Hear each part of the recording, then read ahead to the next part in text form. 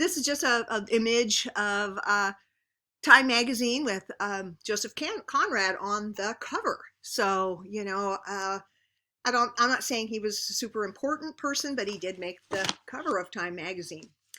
So a couple of things I want to talk about with Conrad. I want to just give you some background, enough background. You could, of course, do more study yourself as deeply as you want on any of these authors or any of their works or any of the time periods or locations in which their settings may occur.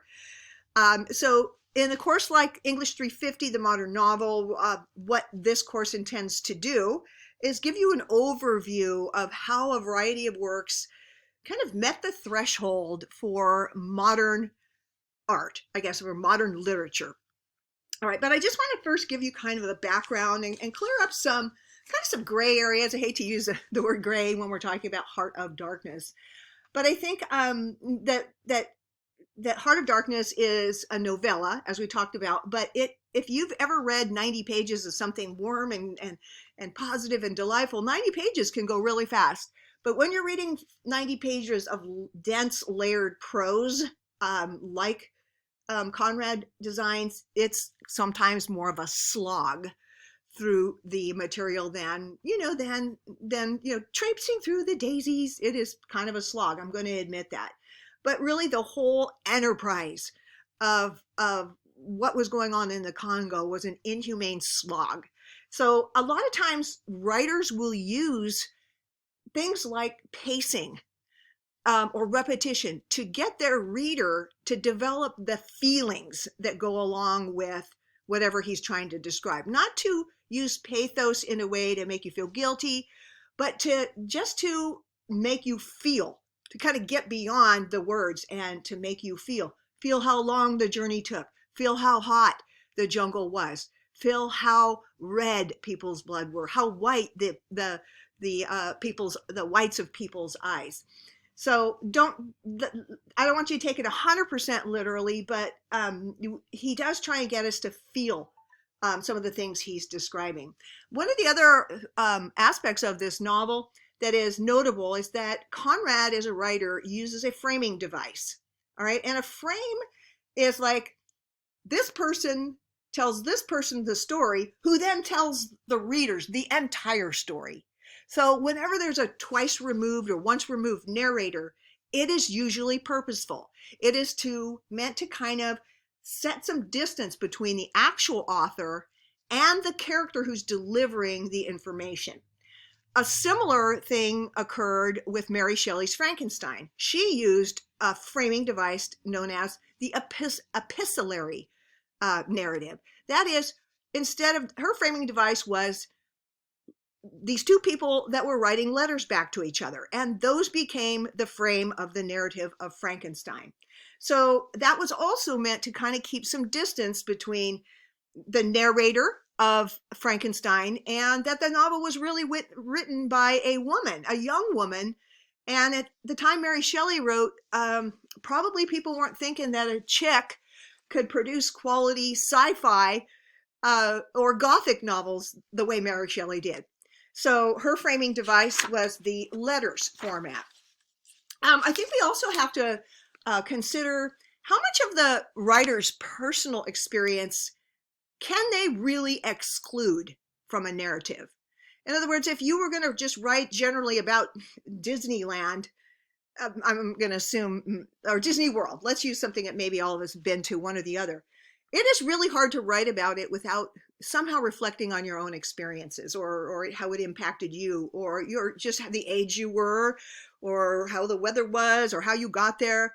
So it would be hard to tell any tale, I think, and leave yourself 100% out. So Conrad can't help but expose some of his own experience and some of his own attitudes as he makes his way through the novel. A lot of critics believe that Marlowe was supremely racist, and some authors have even gone as far as, for example, Chinua Achebe, who wrote Things Fall Apart. That book is kind of a conversation against Heart of Darkness. So Chinua Achebe, who is was a more contemporary writer, he determined that Conrad was racist, and that was, structurally built into his narrative.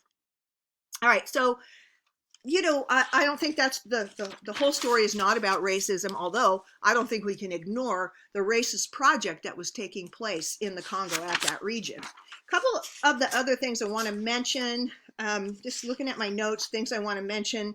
I think that if we did a historical analysis of the Congo region during the time period of leading up to 1900, we would see how imperialism and oppression were hand in hand. They went hand in hand.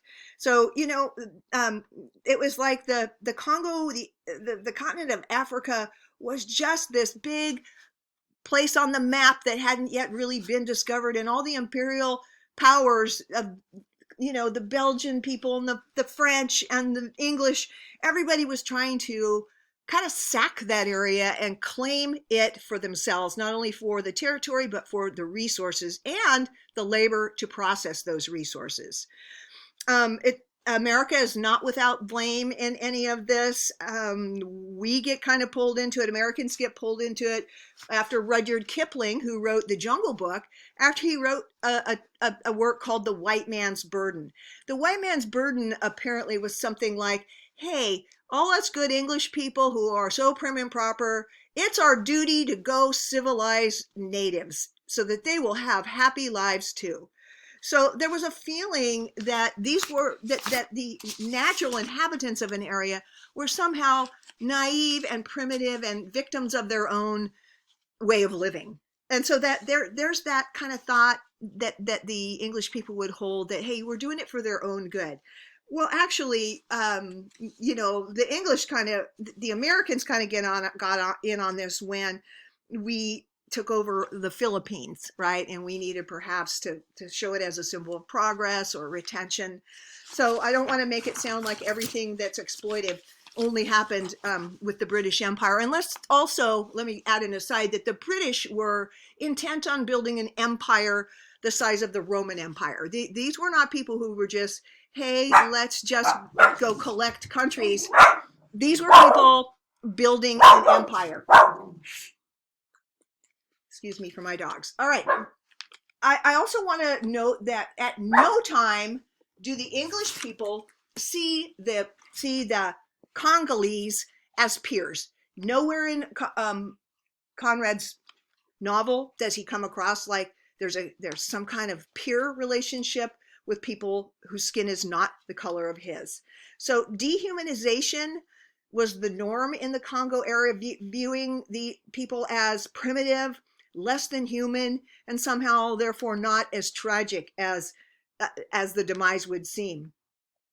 I think also the story of imperialism in Africa, the way that authors can try and comment on what is going there. The typical reader, the English reader, would be that would have seen this piece. In fact, I want to make another mention that Conrad's Heart of Darkness came out in serial format first. In other words, the way we might look forward to a TV show that only comes out once a week, we looked forward to it. Now we have all these streaming services, but when you could it's only every Thursday at 6 p.m. or whatever, you looked forward to it because it was the next chapter or the next episode. And that's kind of how it was with Heart of Darkness. It was released in serial form.